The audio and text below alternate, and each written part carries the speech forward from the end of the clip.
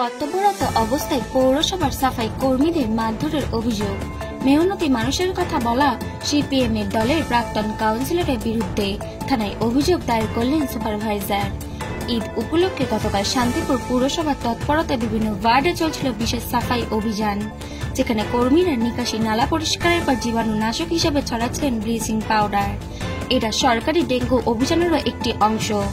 11 নম্বর ওয়ার্ডে 3 বারের প্রাক্তন কাউন্সিলর সিপিআইএম এর নেতৃত্ব এবং শান্তিপুর পৌরসভার প্রাক্তন বিরোধী দলনেতা সৌমেন মাহাতোর বাড়ির সামনে ব্লিচিং পাউডার ছড়ানোর সময় সাফাই কর্মীদের সাথে বচসা বাঁধে তার দাবি অনুযায়ী পিচের রাস্তার উপর দিয়ে দেওয়া হচ্ছিল ব্লিচিং, যা কখনোই কার্যকরী নয়। অন্যদিকে সাফাই কর্মীদের বক্তব্য, নিকাশি নালার পরে প্রত্যেকের বাড়ি কিংবা পাঁচিলের নির্মাণ, তার থেকেও বড় কথা ড্রেনের মধ্যে নোংরা তুলে রাখা হয় রাস্তার এক পাশে, পরবর্তীতে তা সংগ্রহ করা হয়, আর এই কারণেই সেই জায়গাটিও জীবাণুমুক্ত করা হয়।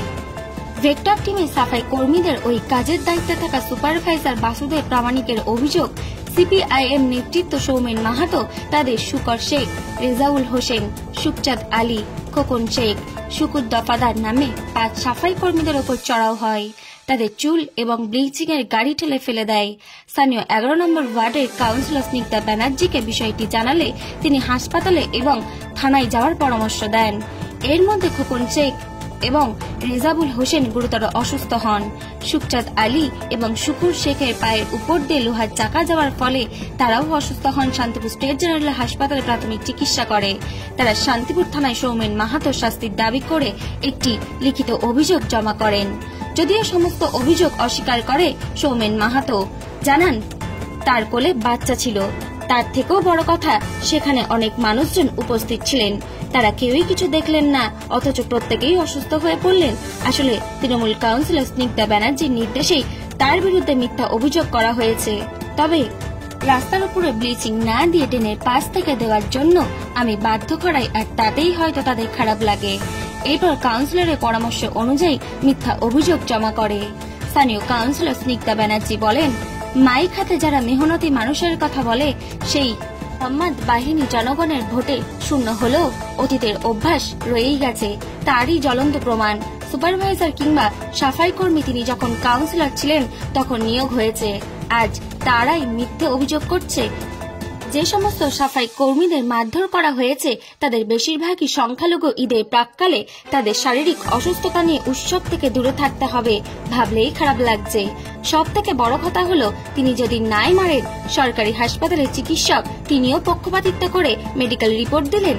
শান্তিপুর পৌরসভার ভাইস চেয়ারম্যান কনজারভেন্সির দায়িত্বে থাকা কৌশিক প্রামাণিক দুঃখের সঙ্গে বলেন, 3 বারের কাউন্সিলরের কাছ থেকে এটা আশা করা যায় না।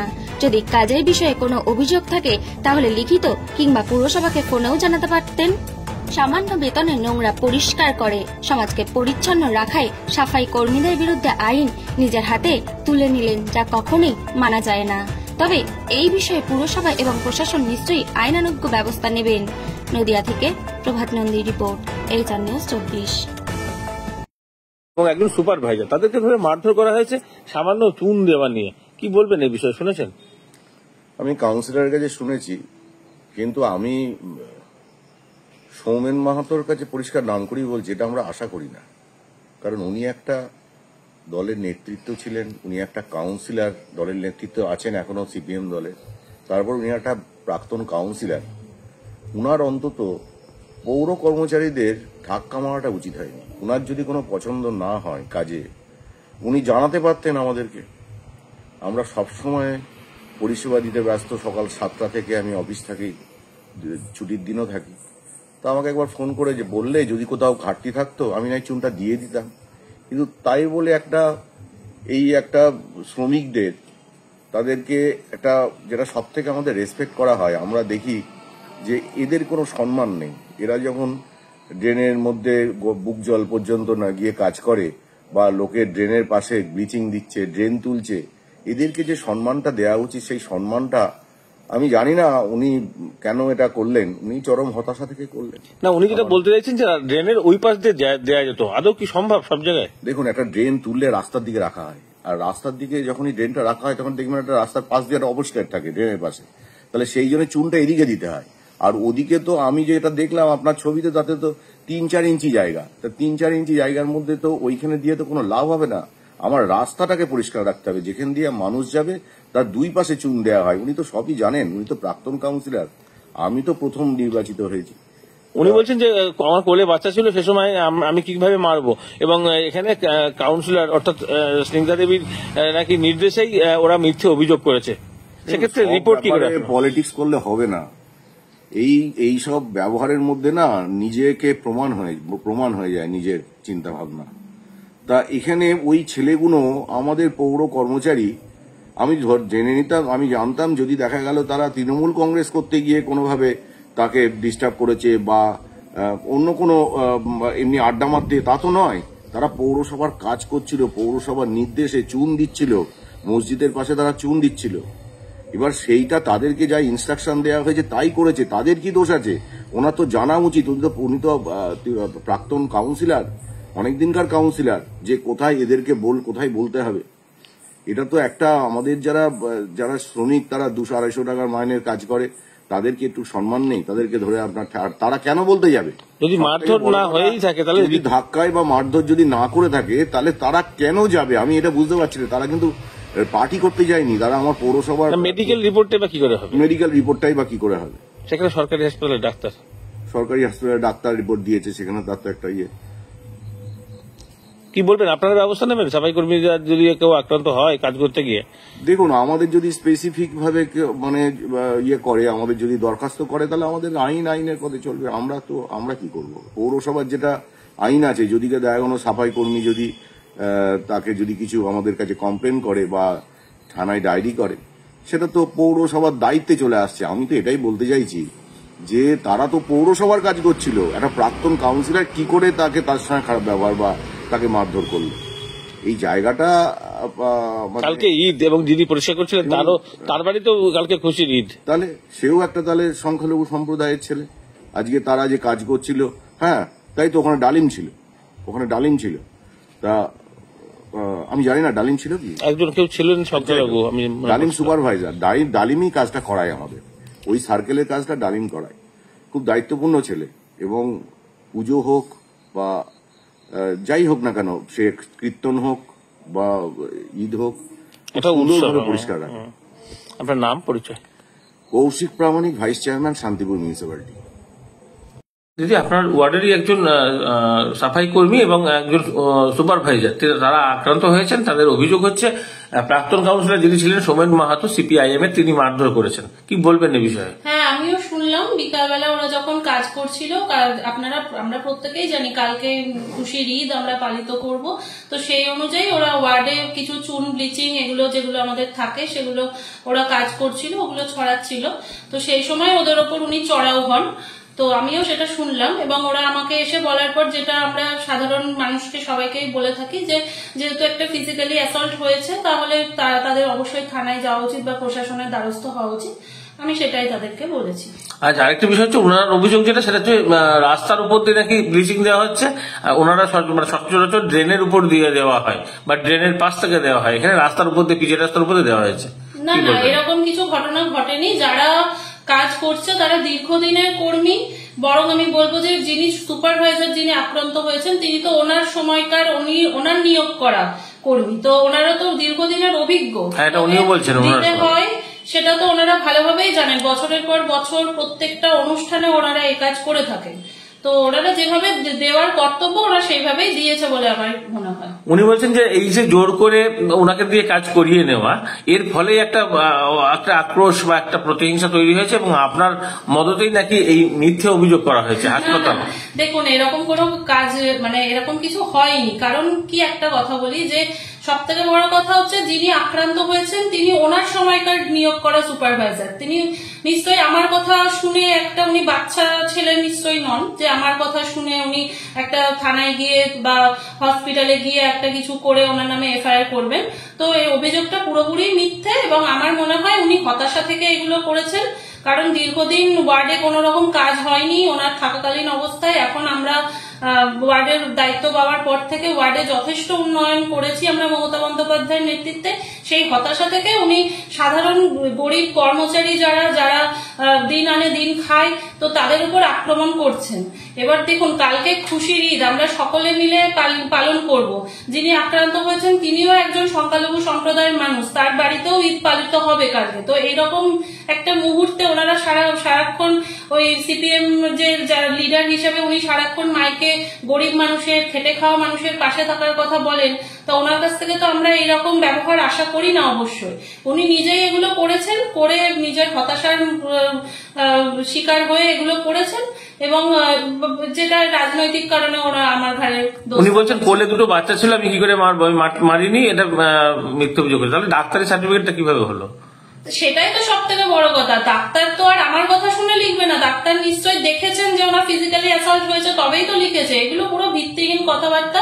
ডাক্তার অবশ্যই নিজে দেখেছেন ওরা ফিজিক্যালি অ্যাসল্ট হয়েছে। একজন কাউন্সিলরের কথা একজন ডাক্তার ওইভাবে লিখে দিতে পারে নাকি? উনি সম্পূর্ণ ভিত্তিহীন কথা। সরকারি হাসপাতালে, তাও আবার সরকারি হসপিটালে। আপনার নাম পরিচয়? আমার নাম স্নিগ্ধা ব্যানার্জি, 11 নম্বর ওয়ার্ডের কাউন্সিলর, শান্তিপুর পৌরসভা। যেখানে আপনারই ওয়ার্ড 11 নম্বর ওয়ার্ড, যেখানে আপনি 3 দিনবার কাউন্সিলর ছিলেন, সেখানকার যে 2 সাফাই কর্মী, তাদের অভিযোগ হচ্ছে আপনি তাদেরকে মারধর করেছেন এবং তারা হাসপাতালে ট্রিটমেন্ট করিয়ে শান্তিপুর থানায় লিখিত অভিযোগ করতে গেছে। কি বলবেন? যেটা বলি যে আগামীকালই ঈদ উৎসব, স্বভাবতই হচ্ছে ঈদ উৎসবের পূর্বে হচ্ছে এলাকা পরিষ্কার পরিচ্ছন্ন করা হয়, এলাকা ব্লিচিং দেওয়া হয়, ব্লিচিং ছড়ানো হয়। আজকে হচ্ছে উৎসবের ঠিক আগের দিন বিকেলবেলায় পৌরসভার কর্মীরা, যারা এই ডেঙ্গুর যারা ওয়ার্কার আছে, তারা হচ্ছে ব্লিচিং আমাদের কাঙালি ওস্তাকার লেন, আমাদের বাড়ির উল্টো দিকেই হচ্ছে কল্লা মসজিদ, এই মসজিদে হচ্ছে মানুষজন আগামীকাল ঈদের নামাজ পড়বেন। ফলে হচ্ছে এটা প্রতি বছরই করা হয় যে হচ্ছে এলাকা পরিষ্কার পরিচ্ছন্ন করা হয় এবং ব্লিচিং ছড়ানো হয়। আমি বাড়ি থেকে বেরিয়ে দেখলাম যে হচ্ছে রাস্তার উপর ব্লিচিং ছড়ানো হয়েছে, পিচ রাস্তার উপর ব্লিচিং ছড়ানো হয়েছে।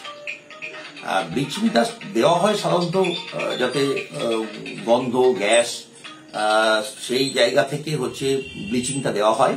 ড্রেনে ব্লিচিংটা দেওয়া হয় যেখান থেকে গন্ধ বেরোতে পারে, দুর্গন্ধ হতে পারে, সেই সমস্ত জায়গা থেকে হচ্ছে ব্লিচিংটা ব্যবহার করা হয়।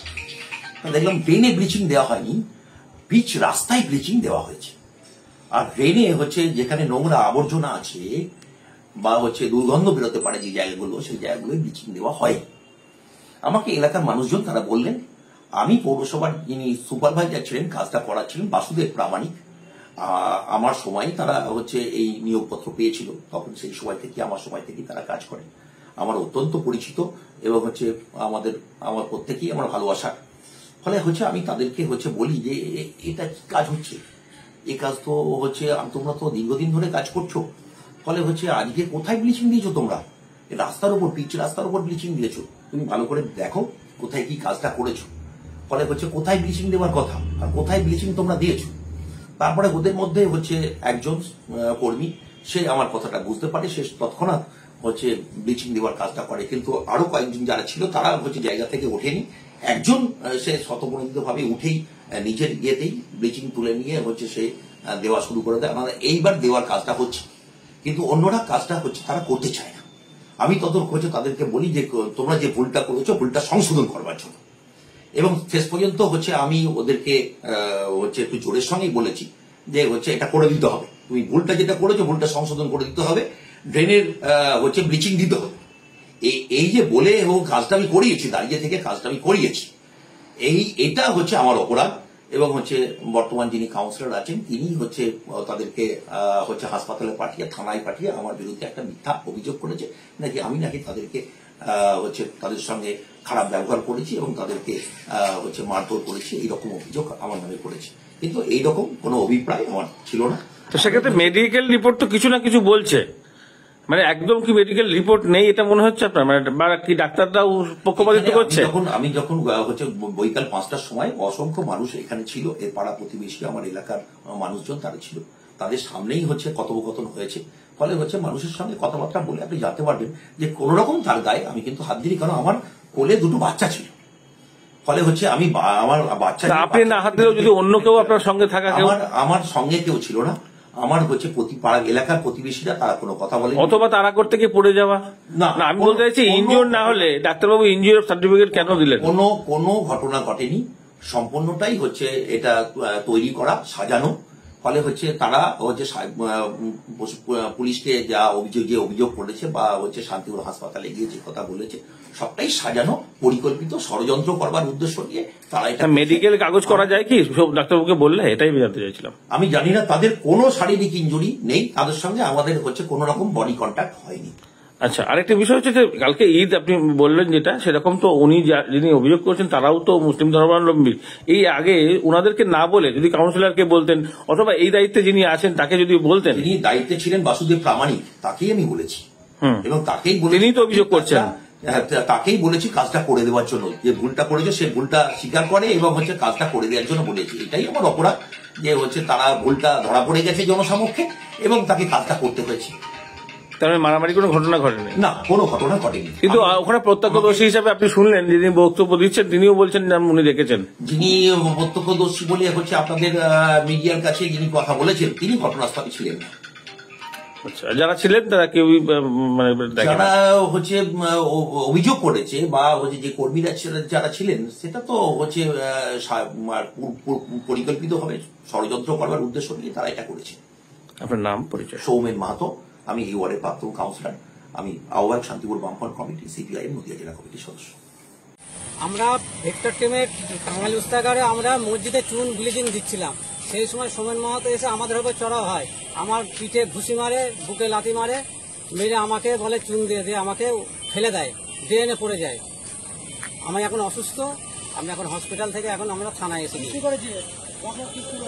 গালাগালি করেছে আমাদের। আপনাদের কে মেরেছে? সোমেন মাহাতো। কোথায় বাড়ি? কোথায় সোমেন মাহাতো? সোমেন মাহাতো আপনার টাঙ্গাইল উস্তাগার লেনে বাড়ি, 11 নম্বর ওয়ার্ডের প্রাক্তন কাউন্সিলর। আর আপনারা কোথায় কাজ করছিলেন? আমরা টাঙ্গাইল উস্তাগার লেনে কাজ করছিলাম। কার ওয়ার্ড ওটা? কাউন্সিলর? সিকদা ব্যানার্জি কাউন্সিলর।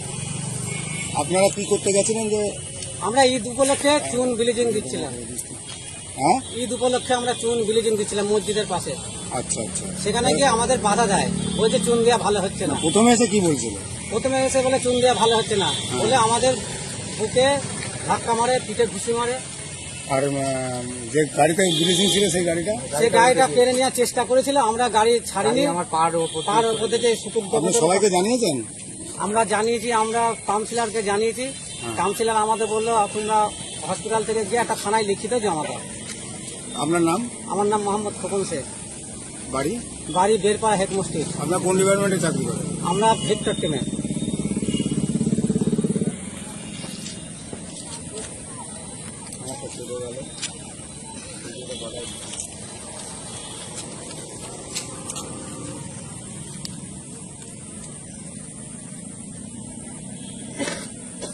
আপনাদের কে মেরেছে?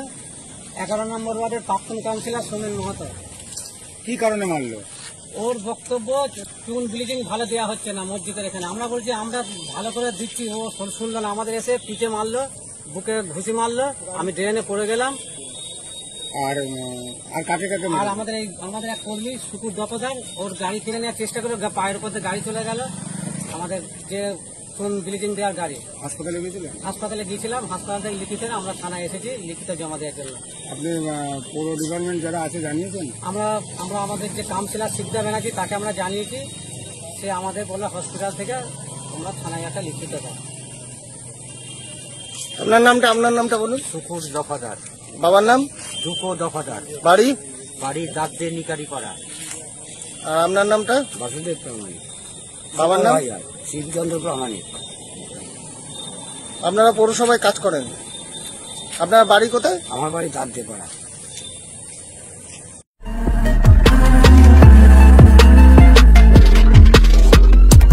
নমস্কার, আপনারা দেখছেন HR নিউজ 24, সত্যের লক্ষ্যে মানুষের পাশে।